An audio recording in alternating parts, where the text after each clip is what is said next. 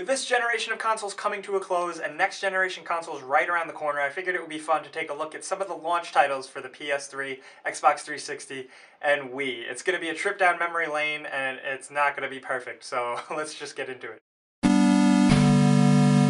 So let's start off on a good note. One of my favorite titles that came out for the Xbox 360 on launch day in November of 2005 was Condemned: Criminal Origins. This game actually managed to secure a special place in my heart for it. I still love Condemned and Condemned 2.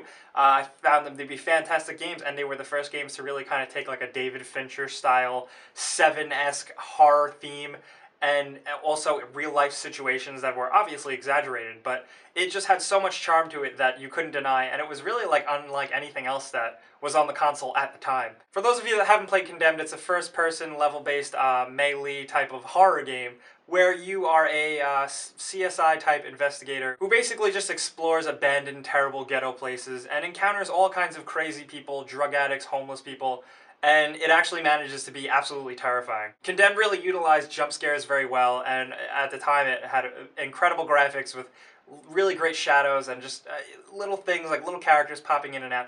Condemned is really special. And next we have the third-person cowboy western title Gun. Now Gun was really special because there wasn't really anything like it at the time, and for a while nothing came out that could compare to it until Red Dead Redemption. Gun was a third-person western shooter where you were a cowboy, voiced by Thomas Jane, which was really cool.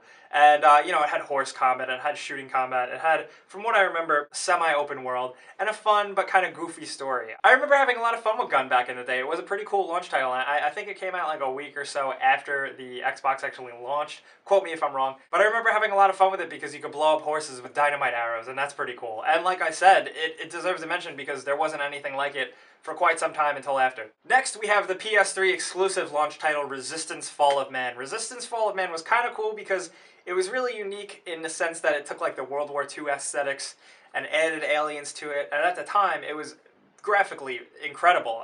It was definitely a really good example of what the PS3 was going to do, and I remember being impressed by that. The game itself kind of really, after a while, bored me to death. The main character was completely dull. The world actually turned out to be a little dull, but it was still a solid shooter, and it did some impressive things. So that's why it deserves a place on the list, because it was definitely the PS3 launch title that, you know, got people excited. And Resistance 2 and 3 are freaking awesome, so. The next launch game worth mentioning is for the Wii, Wii Sports. Wii Sports came packaged with every Wii console, and it really showed gamers that games that your grandma and your mom and your dad could pick up and play and enjoy not only didn't have to suck, but they could be pretty awesome. And it was definitely quite the value for what it really was. It was a perfect example of what the Wii could do, and it really showed everyone what it could do, and everyone kind of, once you played Wii Sports, it kind of clicked. You got it. You understood what Nintendo was going for with the Wii. And the fact that people are still playing this game, and you know, the amount of games in it is definitely worth mentioning. I love Wii Sports. I still pick up Wii Sports 2 Resort once in a while, and that's freaking awesome. So that alone, I think, led to a big part of the success of the Wii. If it wasn't for Wii Sports, and if it wasn't word of mouth getting around about Wii Bowling, Wii Baseball, Wii Golf, and people having a blast with that, I think the Wii U would have had a bit more of a struggle taking off, because it was a pretty good success initially. And one of the last launch titles I want to mention, and this one is also really awesome, and I think it's definitely worth revisiting, Call of Duty 2 for Xbox 360. The last generation, there weren't as many first-person shooters that really hooked you in, and Call of Duty 2, with its graphics and its like adrenaline-fueled, instinctual gameplay, really kind of hooked its teeth into you and didn't let go until you finished it. And this was back in the good old days when console Call of Duties didn't really have like the crazy multiplayer that kind of ate up what it was. Initially, Call of Duty was a really great single-player experience. And the levels that took place in a snow-ridden Russia are still really iconic and one of the funnest things I remember playing when I got my Xbox 360 back in the day.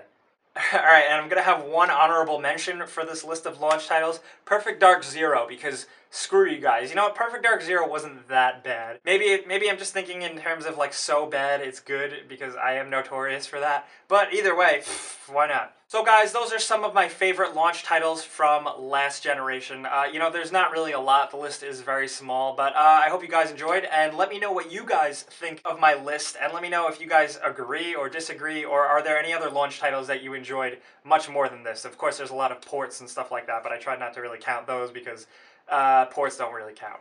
So let me know what you think of those launch titles and any other launch titles that I didn't include, and let me know what kind of lists you would like to see me do. I like to do kind of like weird lists, not just like my favorite game, my favorite this. So let me know what you think, and you know, if you're not subscribed, what are you doing? Because video games.